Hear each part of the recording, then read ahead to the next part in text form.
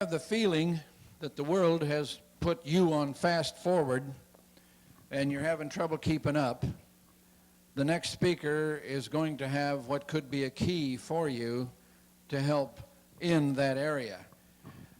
That's why we have these conferences, because we have to keep up.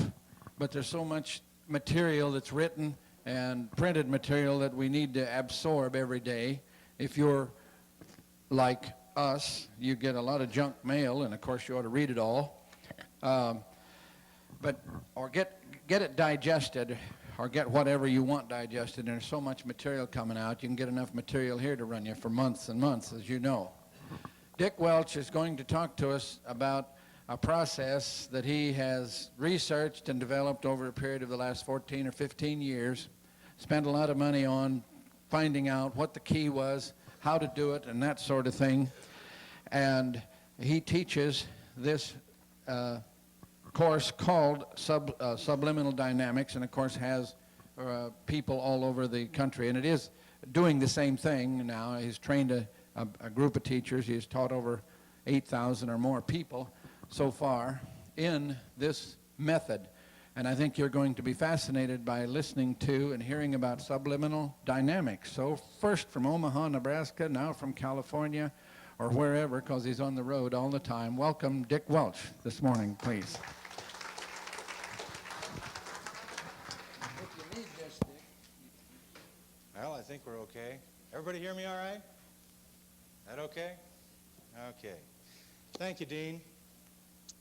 Well, it's my pleasure certainly to be here this morning to share with you something that's extremely exciting and something that, as Dean alluded to, can really truly allow us to keep up with this information age that we're in today.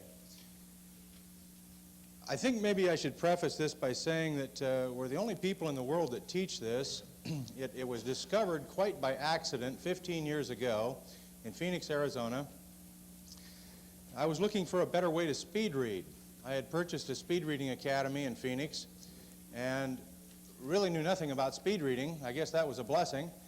I'd come off of an early retirement in the insurance industry and had moved to Arizona to find out what my next calling would be, and ended up buying this speed reading company.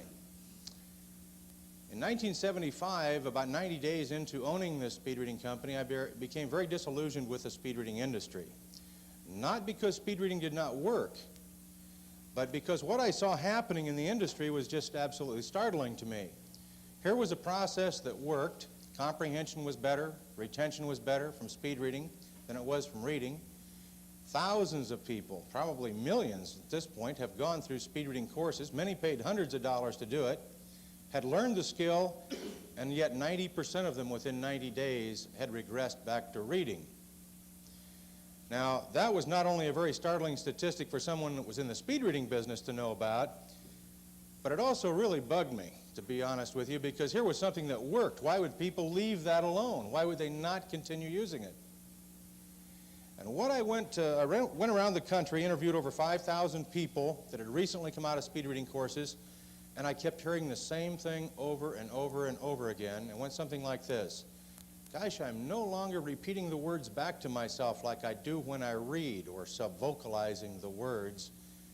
And so I must be skimming and scanning. And if I'm skimming and scanning, I'm not getting it all. So I better go back to reading.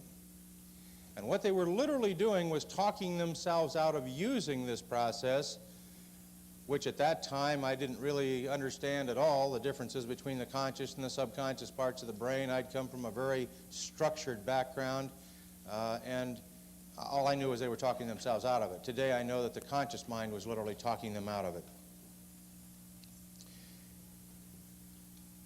After hearing this over and over again, I decided that, gosh, what was happening to these words that were no longer being sub-vocalized? Were they just lost in space? Were they actually being utilized in the brain? What was taking place? And I felt truly that they were being utilized in the brain, that they weren't just lost in space. But I didn't know for sure, so I went to all the heads of different speed reading companies around the country. Being a neophyte in the business myself, I figured they might know a little more about it than I did, certainly. And even included Evelyn Woods in that, who had developed speed reading following World War II, and asked the question, what happens to the words that are no longer subvocalized? And the answer was, we don't know. No one had ever found out the answer to that question. Nobody had ever researched it. No one had taken the time to either discover or not discover what happens to those words that are no longer subvocalized. So I set out to build a better mousetrap. I set out to find out why and what was taking place with those words that were no longer being subvocalized. And I went into it with a premise that I felt they were being utilized in the brain, because why would comprehension be better and why would retention be better from speed reading rather than from reading? Initially, I set up classes in my school in Phoenix, cross-sectioned it with people from age 9 to age 72 originally, since from age 5 to 93. Cross-sectioned it with IQs of varying degrees. Certainly a variety of different learning disabilities were included, and a whole different ream, if you will, or spectrum of materials to be read were dealt with, all the way from heavy technical material to rather light reading. And I went to my instructors and authorized them to go faster and faster and faster through the material and measure specifically direct results by eliminating more and more subvocalization. Would comprehension change? Would it get better, worse, stay the same? What would happen to retention as well? And retention was pretty easy to measure because, very honestly, it didn't last too long from reading or speed reading, which I'll get into in just a minute.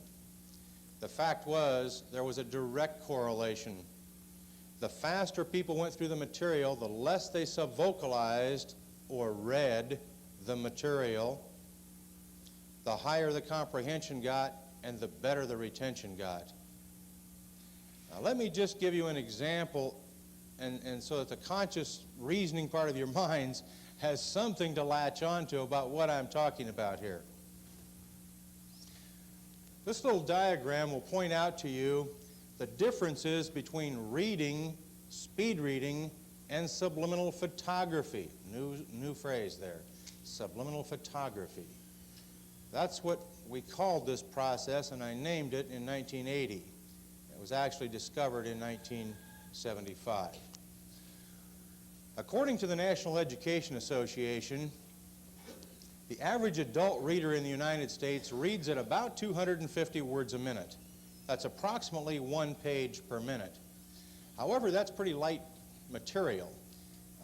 If we, in dealing with doctors, attorneys, people that are dealing with more technical information, this changed quite dramatically, about 70 to 90 words a minute. When we went to NASA and some of the scientific community, we found that this even dropped as low as 30 words a minute to deal with that type of material. So you can get an idea of how slow we read collectively and as a society. There, again, we're subvocalizing, saying all the words to ourselves. If you'll remember, back when you learned how to read in school, the first thing, they started maybe over at the side of the room, gosh, would you stand up and read out loud the first paragraph to the class, and then the next person got their turn, and on around the room we went until everybody had their turn. And then somewhere along the line the teacher said to us, okay, now it's time to read to ourselves. And from that point on, for the rest of our lives, all we did was, rather than saying the words out loud to everybody, we just said them inwardly to ourselves. That's reading. It's called subvocalization as opposed to vocalization. Now, according to the Guinness Book of World Records, the world's fastest talker talks at 500 and some words a minute. So that's it, folks. That's the physical limitation right there. There's no one going to read any faster than that. And the fact is, the majority of us read around 250 words a minute. We've tested out over 8,000 people and found our average to be about 251, 252 words a minute. So it's very, very close to the National Education Association's statistics. What's maybe even more startling than how fast we read, or how slow we read, if you will, is how we comprehend and retain the material. Reading something through one time now, not going over it and studying it, or repetition of the material over and over and over again, but just going through it once, we find that the average adult comprehension is about 50%. 50%. Not too exciting. But here's where it really drops off, retention. Because we lose 90% of that 50% within 48 hours. Our retention from reading actually allows us to retain about 5% of what we read through one time beyond 48 hours. Yet this is the primary vehicle for learning. It's the way we're taught to assimilate information and to learn. It's amazing to me that we learn anything. All of us have had to go through this cramming for exams.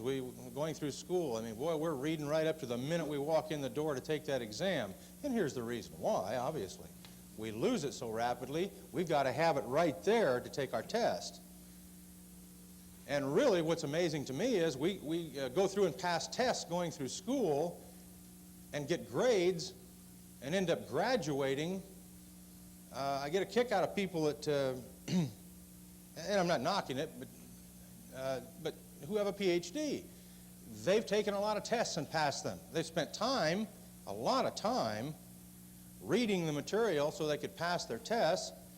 But the fact is that's, I wonder how much they really retain after they pass the tests. I know I didn't retain that much. So many times it's like we have to pass a test and then later on in life we never use it again. Let's go to speed reading. What is speed reading in comparison to reading? Speed reading is nothing more than going beyond the physical limitation of repeating all the words back to ourselves or sub-vocalizing. In other words, we've gone beyond that 500 and some words a minute, and certainly beyond our average of 250 words a minute, so that now we're sub-vocalizing some of the words, but definitely not all of them. The words we're sub-vocalizing, we're reading. That's still reading. But we're not sub-vocalizing the majority of the words when we're going at, say, 1,000 words a minute. And that's a good solid speed reader, especially when you consider that 90% of them regress back to reading within 90 days. So if you retain a level of 1,000 words a minute, you've done pretty well. But what's really interesting is, not only are you going faster, so you're getting through the material quicker, saving a lot of time, comprehension goes up to about 60% going through the material one time. Now, that's a pretty substantial increase for just going through it once. And retention is considerably better, quite good for about a week. Then it nosedives. But that's a whole lot better than losing 90% of the 50% you got in 48 hours from reading. And yet people regress back to reading in enormous percentages after learning how to speed read. And again, it's this conscious mind saying, gosh, if I didn't read the word, if I didn't say it to myself or sub-vocalize it, I must not have got it. It's like it just was lost. It's like you didn't see it, is the connotation that you get. But the fact is you did see it, and you got it. Because here comes in subliminal photography. Subliminal photography begins when you're going so fast through the material that you no longer can sub-vocalize at all. It begins at approximately 25,000 words a minute, more accurately 2 pages a second. At approximately 2 pages a second, you've now gotten to the point where it's physically impossible to focus on the page and read or sub-vocalize the words.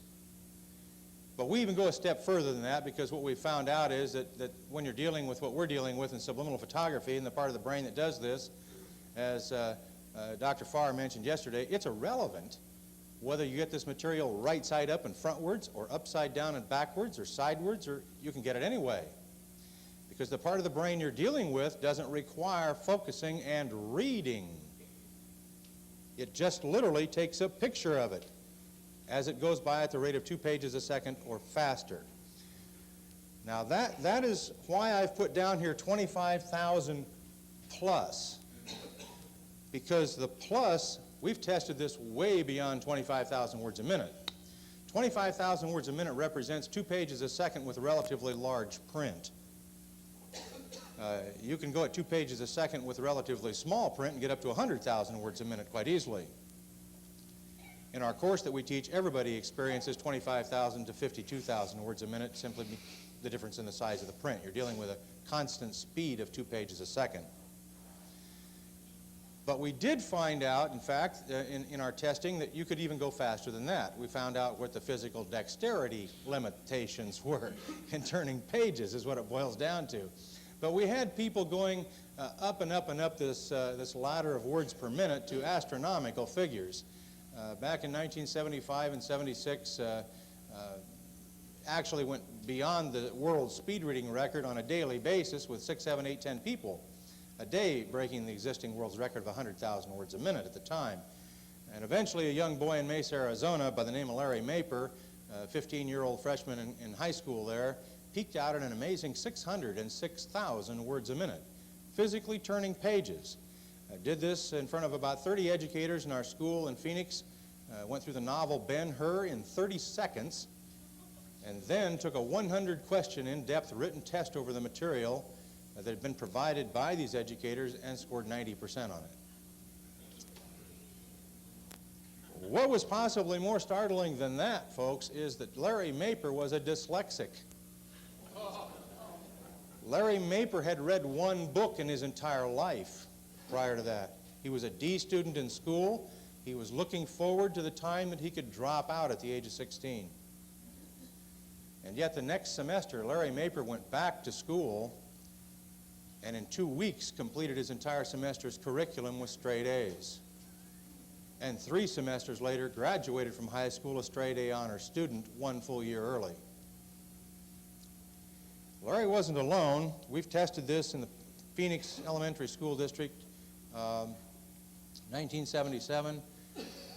The district staff, the principals, reading teachers, special ed teachers going through the course to begin with, and then hand-picking 3 students out of each school, 1 underachiever, 1 average student, 1 excelling student, a variety of learning disabilities represented, a variety of IQs represented, socioeconomic backgrounds, and so on. They were all pre-tested. We found out what their grade levels were in all their different subjects. Then they were brought in and we worked with them 3 hours a day for 5 days, just 1 week. Taught them the process, how to utilize it, and so on. Then they were turned loose to use this on their own for approximately an hour a day in conjunction with their study halls, with their own materials they were dealing with in school. And after 15 total days from beginning to end, then they were post-tested. In 15 days, in the areas of English, vocabulary, and reading skills, they had jumped an average of 6.5 years in grade level. In the areas of math and science and the more technical fields, they had jumped an average of 4.5 years in 15 days. Had no bearing whatsoever on what their socioeconomic backgrounds happened to be, had no bearing on their IQs, had no bearing on any learning disabilities that they may have had at the time. Currently, we're teaching this in a public school system of all places in Council Bluffs, Iowa, to the learning disabled. And we have had a full-page newspaper article written about this after these these young folks went through this course and used it in their schools for 1 semester. Now, these were C and D students in special education, not even eligible to get into the regular curriculums at all. They were just hanging on in the public school systems by a thread. Very low confidence levels, very low self-esteem, variety of learning disabilities, many of them with very low IQs and so on. In 1 semester, they had jumped collectively out of the special ed curriculum completely and into the regular curriculum and were B students in the regular curriculum. Needless to say, their self-confidence levels had skyrocketed. Their self-esteem levels had gone up dramatically. And I think another obvious byproduct that you might see is not only were they excelling academically, but they had already branched out into other areas of performance in school and away from school and gone into those areas with very positive attitudes and accomplished very outstanding things. Their whole lives had changed, is what it boils down to. Subliminal photography has a couple of other very exciting elements in it in comparison to reading and speed reading. Average comprehension going through the material one time again jumps to 77%. And I often get the question asked, well, gosh, if they're taking a picture of the information, why isn't it 100%? The reason is simply this, folks. The next time you get a chance, look at a paperback book or a book, period, see how it's cut. It's not designed for subliminal photographers. They're designed for readers. They're cut in a square corner. And have you never tried it before, just try turning some pages at 2 pages a second for a while, and you'll find you're not too used to that, and you're going to miss some pages. That's okay. That's all right, though. What we have found is you're going to miss an average about 23% of the pages going through the book at that speed. And if you didn't see it, you didn't get it. You didn't take a picture of it. So your average comprehension going through it once is about 77%. 100 minus that 23% of the pages that you missed. Now, to correct that, all we have to do, we have found, is go through the material 3 times. Because if you go through the material 3 times, you're going to miss an average of 23% of the pages each time, but they won't be the same ones. And you'll have seen over 90% of the book. You'll be an A student. You'll score an A on exams at that point. And to go through the book, just to give you a perspective of what 2 pages a second means, in the second class of this course, you go through and photograph a 118-page book, upside down and backwards, by the way, without your glasses, because they're not needed at all. It'll take you 1 minute to go through a 118-page book. Then you're going to take a 50-question test over it. And what's even more remarkable is that's true, false, multiple choice, and fill-in questions. You're going to know the answers. Because what happens is the test question triggers the answer right back out through the same channel it went in. And we show you how to access that part of the brain and allow that information to come back through. It's about 6 ways we show you how to do that. Here may be the most startling statistic of all. Because you have taken this information in and literally taken a picture of it with your mind, a verbatim picture, it's instantly into the memory banks of the mind, 100% retention for life. Large volumes of information that heretofore would have been completely physically impossible to read now are accessible to anyone. Everyone can do this. This is a God-given ability we were born with. We never lose it till the day we die. We have simply been programmed out of using it. You and I all use this automatically from the time we were born until about the time we started at school. This amazing ability to learn that we all possessed from birth, we had a photographic memory, folks, every one of us. We learned at a tremendously accelerated pace. All you have to do to prove that is take a preschool child, read a book to them today, and next week read them the same book and make a mistake. They'll point it out right now where you made the mistake. And they don't even know how to read yet. But they heard it once. That's what we all possess. That's the ability we possess, but we simply have lost track of using it. How? Again, the National Education Association points out to us the learning curve of life. Interesting. We start out at age 0.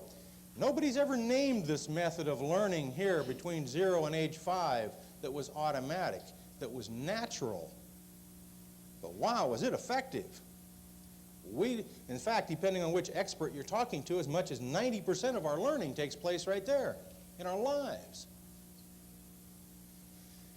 What happens at age 5?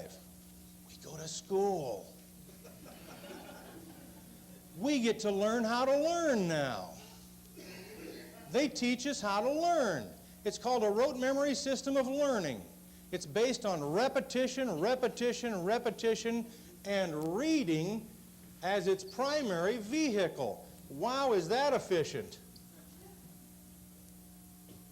And what happens is we get stalemated by the time we're about 6 or 7 years old. We've lost our photographic memory. We're programmed right out of using it. We've stymied the use of the subconscious part of the brain that we learned automatically and naturally with until that time, and now we've become basically a robot with an extremely inefficient way to learn. Now, I'm not knocking the teaching profession. They don't know another way. This is how they're taught too. But there is another way, and this is it. And it's right back to the way that we were doing it naturally and automatically until we were told another way. But for some reason, we didn't continue using that way. It was too good, I guess. What's really interesting is no matter where you are out here, the learning curve goes down the rest of your life once you start to be taught how to learn. Amazing. It not only just doesn't go up as much or level off, it goes down. We spend the next 12 to 16 years of our life educating our conscious, basically our conscious reasoning part of the brain, which represents maybe 10% at the most of our brain's potential. If we had it completely educated, it would only represent maybe 10% of our brain's potential. The 90% that's really not being utilized and being suppressed is this that we were using naturally here. And all we do in this course is take you back to using a very natural, automatic way to learn that you've all done before. That's why it's simple. It's easy to do, and it's natural. Every one of us possesses the ability. We just have to get back in touch with it. Be shown how to get back in touch and use it. And what happens is, no matter what age you are on this scale, as you go along, it just reverses this, goes right back up again, just like it did there. It allows you to do that almost instantaneously. We can show you, anyone, how to subliminally photograph, the mechanics of it. You can photograph a book, take a test over it, pass the test in the next half hour. That's how easy it is, any one of you. Some very interesting additional things take place by using this process. Certainly Dr. Farr alluded to several things yesterday that are definitely an enhancement. When your vision is brought to a higher degree because of a retina adjustment, allowing you to assimilate more light, to become more aware and perceptive so that you can process this information, definitely an enhancement. No question about that. What we're dealing with here is automatically, however, as a byproduct of using this process, an awareness and perception level goes up quite dramatically, measurably 7 to 10 times the norm. Now that is so dramatic that in fact what you're doing is opening up an entire world to yourself that has always been there, but you simply haven't been perceiving it before. You'll all of a sudden be aware and see and perceive things that right in your own home that, gosh, you haven't noticed for years possibly. Or driving to work that, wow, I go by that every day, but I don't remember ever seeing that. It also allows you to do something else that Dr. Farr talked about yesterday, and that is you get to the point where that awareness and perception level go up so dramatically that you cross over the line and you literally anticipate things taking place before they happen. Because the part of the brain you're dealing with has that ability. The subconscious part of the brain, and I'll just lop it in as the subconscious. It's actually a very specific part of the subconscious. But the fact is the subconscious part of the brain is not limited by time nor space. And consequently, it can photograph information at phenomenal rates of speed. By the way, we didn't stop at 606,000 words a minute with Larry Maper. We just stopped turning pages. Nobody could turn pages any faster. Then we went to a machine called a tatistoscope, which flashed information at subliminal speeds all the way to 40 milliseconds, which with full pages of written material calculated out to be 2 million words per minute. The machine peaked out, not the mind. The mind was handling it beautifully at 2 million words a minute, but the machine couldn't go any faster. Still, 85 to 95 instant verbal or written recall of the information at 2 million words a minute. That is subliminal. That is outside of the conscious perception. That is so rapidly that you're consciously unaware of anything even being flashed on the screen. but subconsciously you had got it verbatim.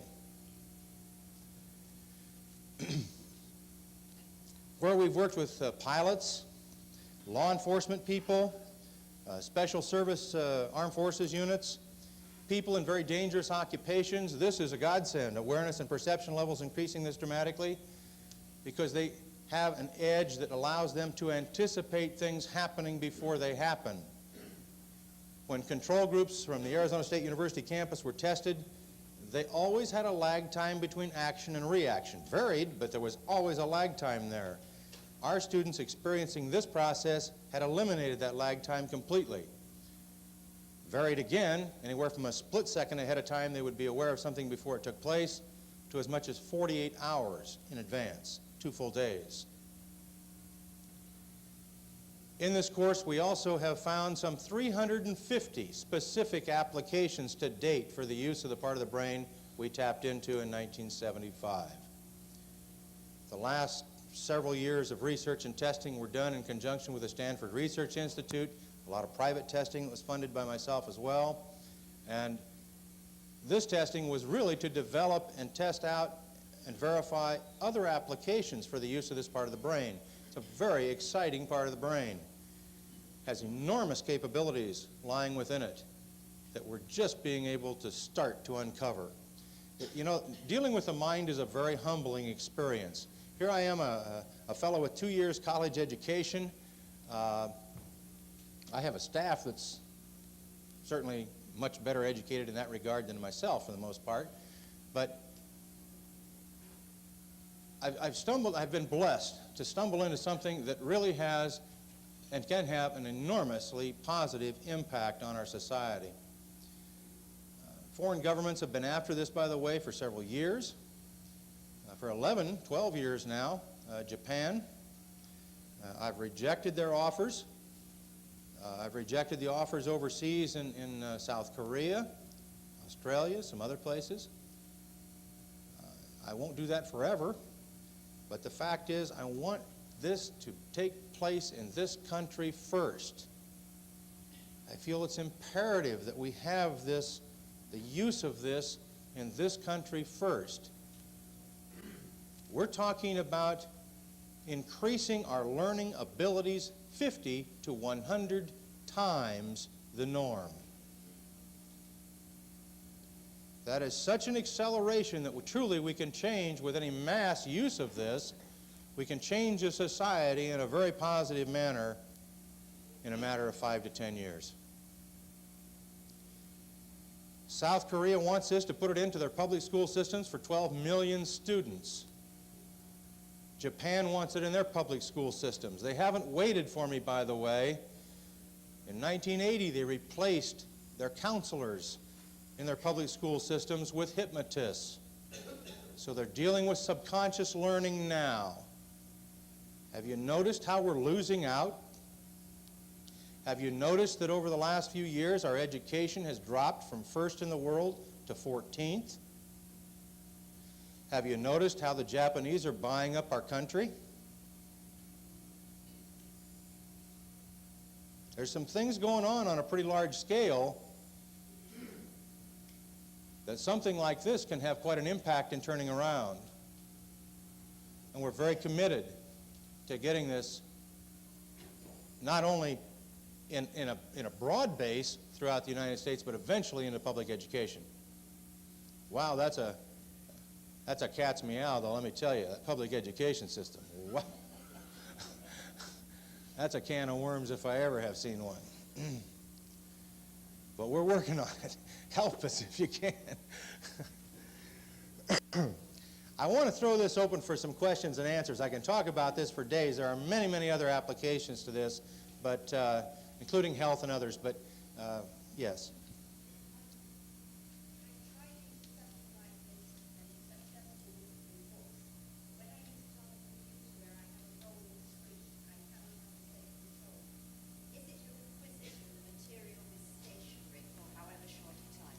No, it is not. The question is, could this be used on a rolling machine as opposed to just flashing on a screen or turning pages? And the answer is any of those methods could be utilized, including the rolling screen. We have many people in the computer industry that are using this now, and they're dealing with just what you're talking about in the rolling screen. And you can assimilate the information as fast as it can roll, or it can be flashed, or you can turn pages, any of those things. Yes.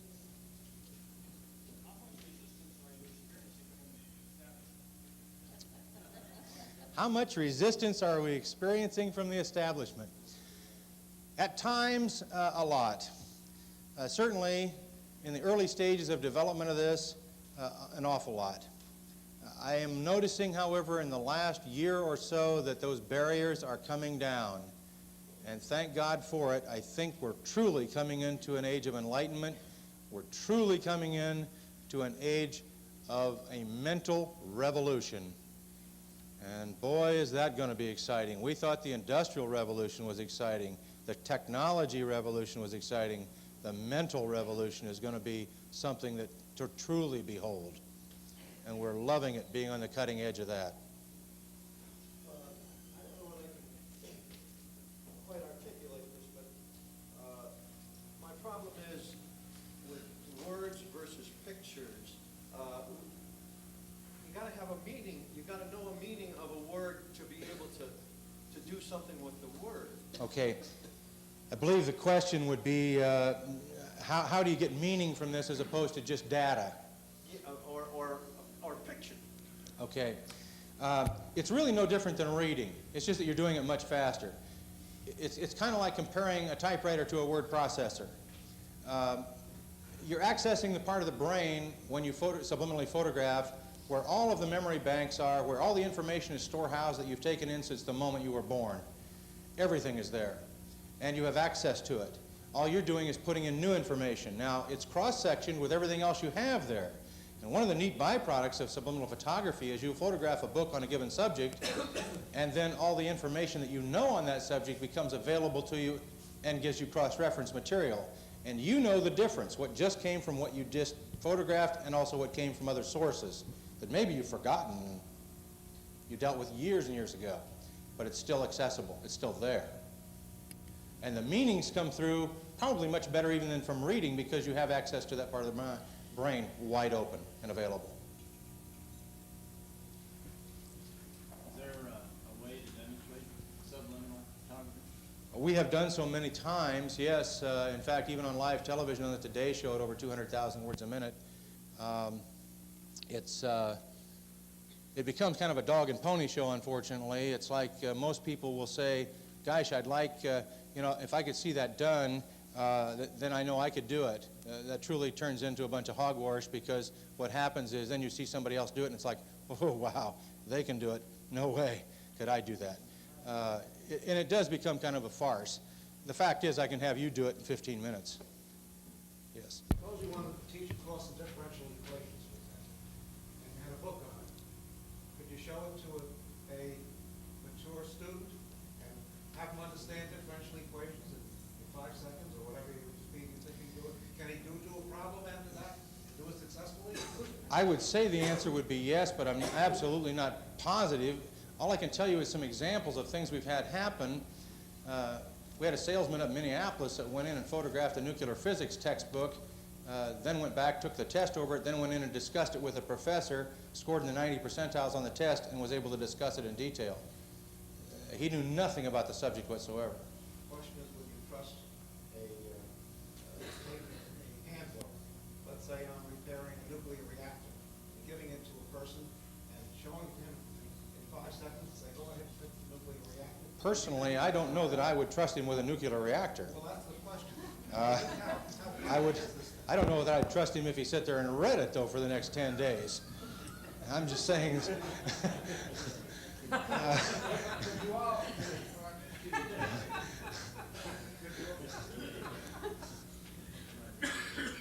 Could you hear that question over here? You folks, could you hear him talking? Do you need the mic to hear people when they ask a question? Okay. Hold your hands up. Let's get the question so we can hear it. You had one here, didn't you, John? How long?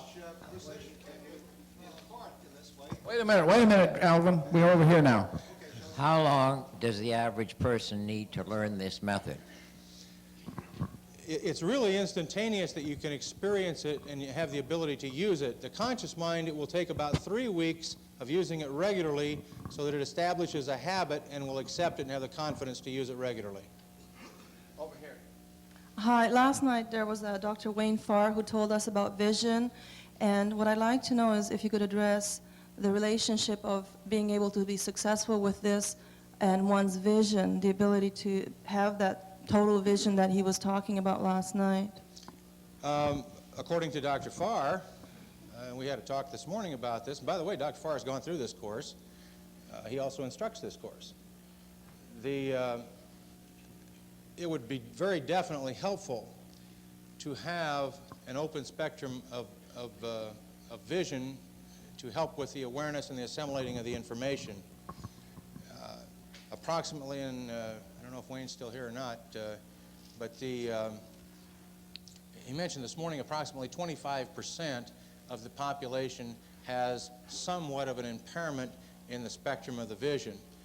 Now that simply means that they might not be able to hang on to the use of this process in subliminal photography as long as someone that had it more open. They would certainly be able to do it and experience it, but it simply would mean that they would have to deal with it more on a repetitive basis to keep it in line, and it would definitely be helpful to go in and have a retina adjustment to open up the vision further. Okay. How does this process handle the problem of transferring conceptual knowledge? Say, in a child of 5 years old doesn't know how to read yet. How do we transfer these ideas, these concepts, using this process, or is it possible? Yes, one of the things we do as far as language is concerned is in the very first lesson with everybody, we have you start photographing thesauruses and dictionaries so that your vocabulary instantly is improved considerably, your spelling is improved, your understanding of what the words mean, so on. This presupposes that I already know how to read and have an understanding of some of the words. Well, you can learn a foreign language the same way. It doesn't make any difference. You don't have to know, but the meanings of the words are there in the dictionary so that you get not only the word and its spelling, but what it means. Okay. And now it'll take you longer to speak the language. You can install the vocabulary, but to learn to speak it, it'll take a few weeks normally. How much does phonetics in the language play a part in this process? That's a good question. I don't really know the answer. I don't know of a language that you could not learn at this point. We have people using it with Japanese. But truly, I don't know the answer, I guess, so I better just say that. What part does phonetics have to play? Mr. Welch, Yes. please tell us about your program. Can you elaborate any more as far as when do we start?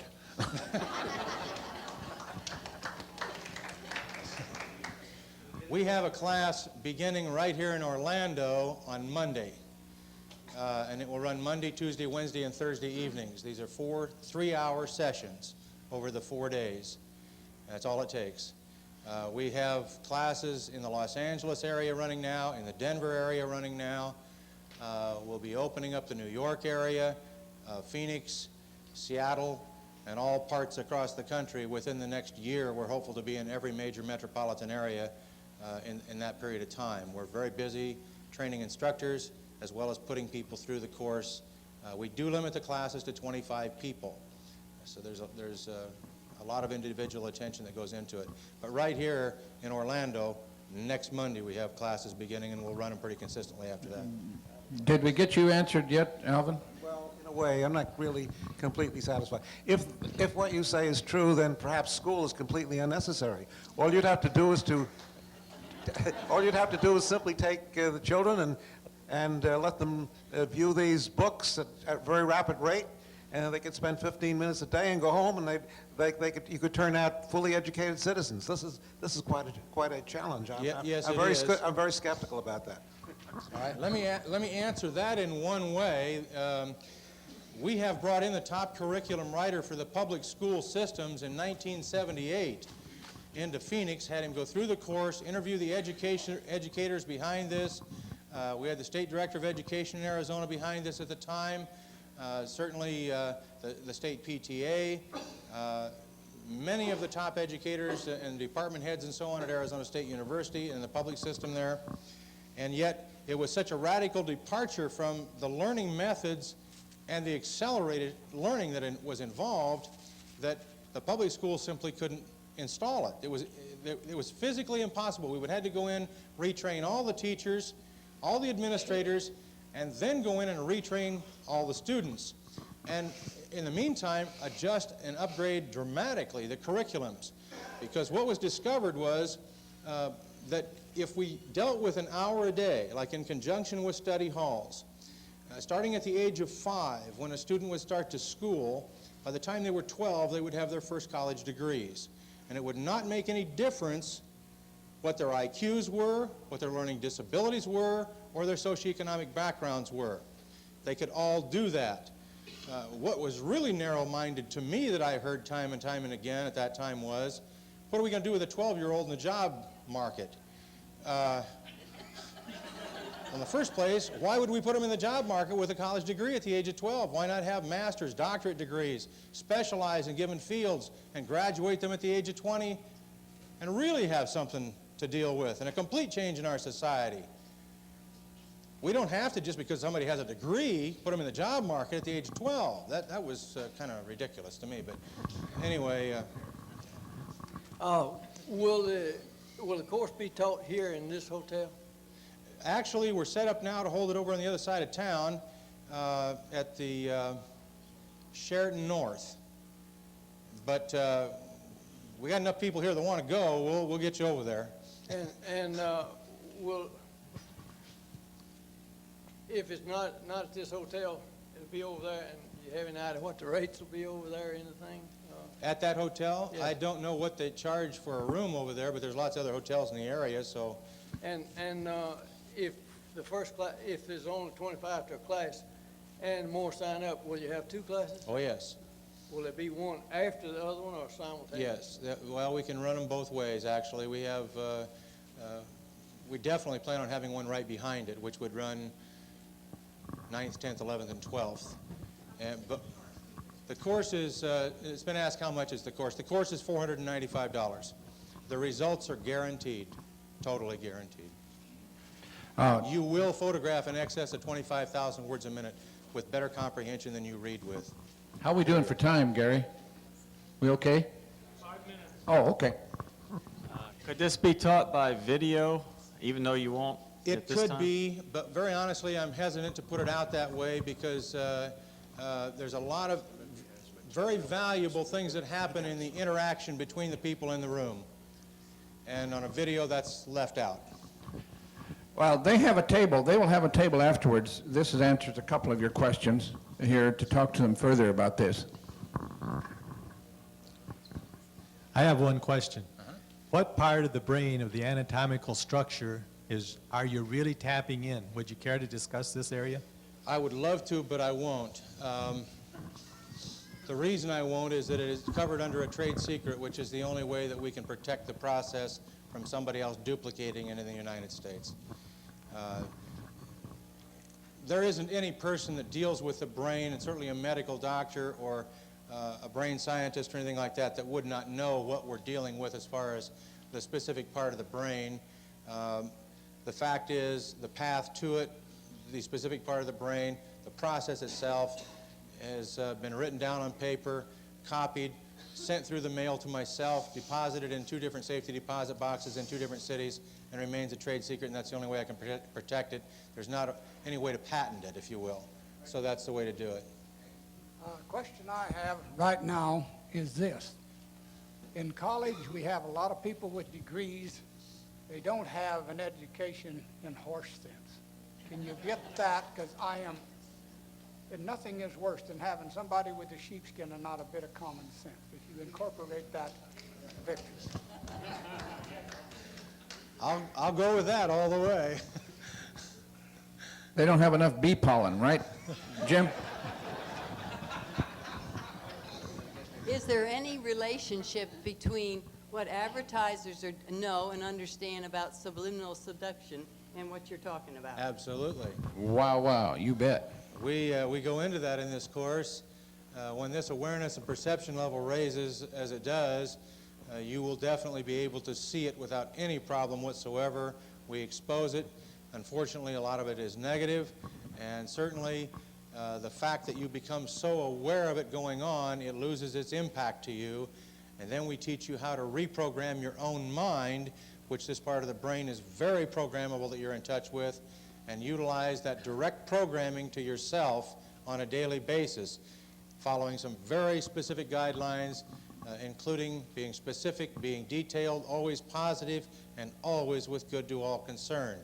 We're dealing with an extremely powerful part of the brain which can manifest things to happen, and does.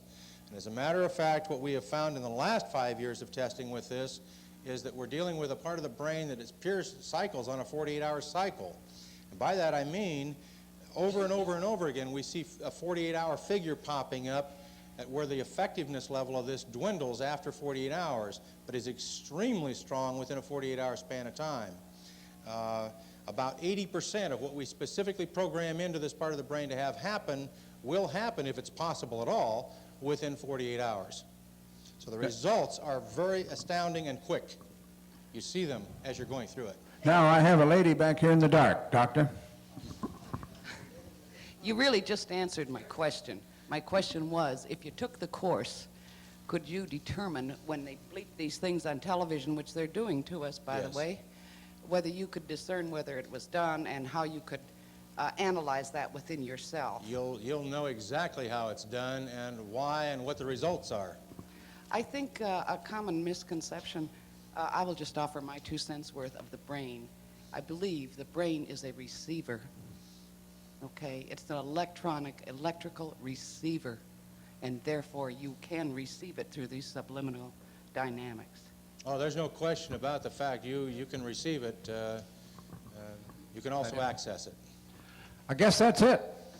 I would like to thank everyone very, very much.